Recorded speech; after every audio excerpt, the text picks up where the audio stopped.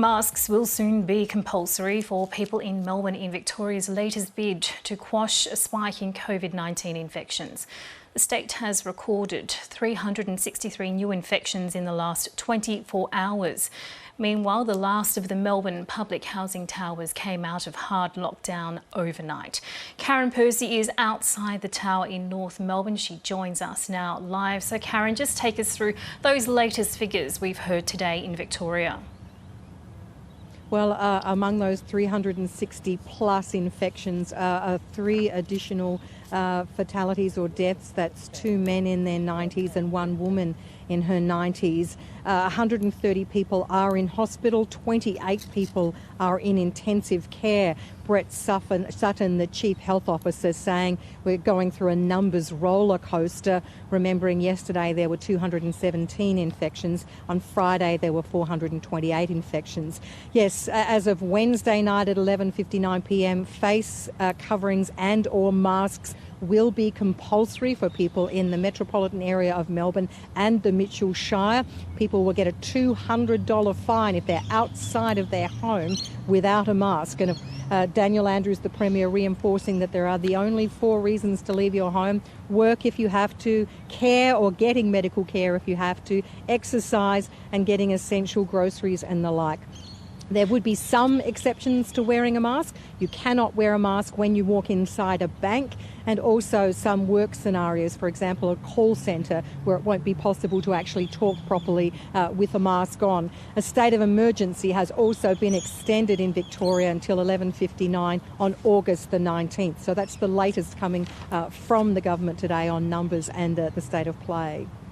Now, Karen, the government has also targeted aged care facilities for new rules and regulations. What can you tell us about that?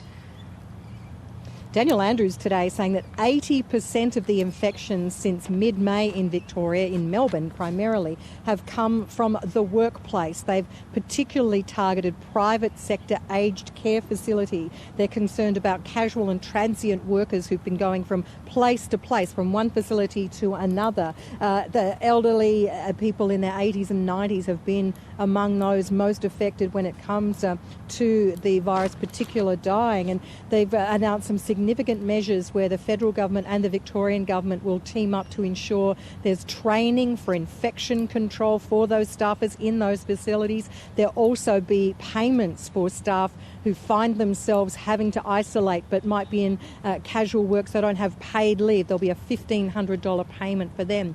The Premier says it's a unique challenge in those workplaces. Here's what he had to say a short time ago.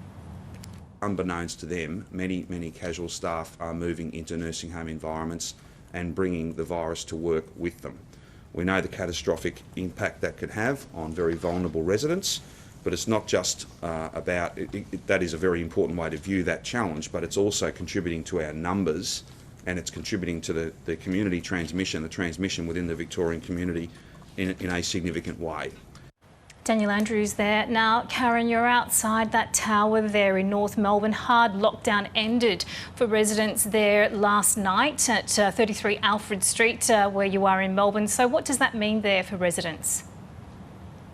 Well, for most of the residents here, it means they've moved from a hard lockdown to stage 3 lockdown, like the rest of us in metropolitan Melbourne and the Mitchell Shire. But 123 residents of this tower will still have to remain isolated. They've either tested positive themselves or they're in close contact with somebody who's tested positive. We heard last night at the stroke of midnight that some people came out and played a bit of basketball and did some exercise, but in the main it's been very, very quiet here. We have not seen too many people come and go from this building because the stay-at-home order is still in place. And we've also heard from some of the community leaders here that there's a lot of concern about elderly people in these particular towers, given what's going on more generally with that vulnerable group of people. So at the moment, the stay-at-home order is in play here. People have got some more freedoms. They can leave for those 4 reasons, but at the moment, things very, very quiet. Our reporter Karen Percy there in Melbourne.